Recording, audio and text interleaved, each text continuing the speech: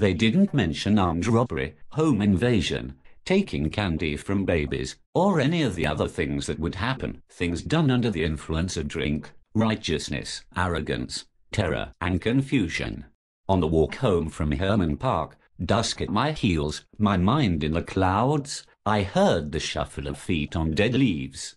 I turned on the spot, slipping in autumn gaudiness, my hands too feeble to consider curling into fists. I watched them approach. A group of strangers around my age.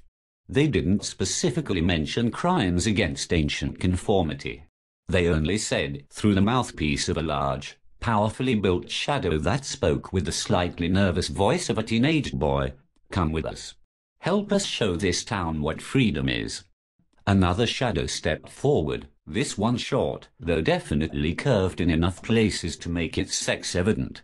"I've seen you in school," the shadow girl said, and there was a hint of concealed laughter in the soft, oddly considerate voice. "You were always alone in the halls with your head pointed at the floor with a ton of books against your chest. Don't you have a book sack?" I didn't answer the question, but nor did I make any move to continue my walk home, as my brain insisted. I recognized the voice, but I couldn't place it. "Come with us," the shadow girl said, holding out a hand. Don't ask me why I took her hand. Maybe I took it because in my heart, I'd been waiting to take a hand. I was pulled into the future, and forevermore, I was a part of them, able-bodied and willing, set to change the psychological topography of Goldsboro in ways that had never before been attempted.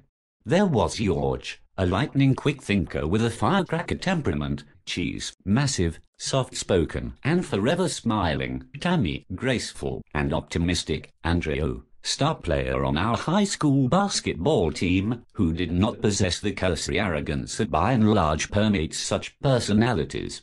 2 days later I was introduced to my new mentor, a tall, rail-thin woman in a filthy overcoat who smelled of urine and cheap wine.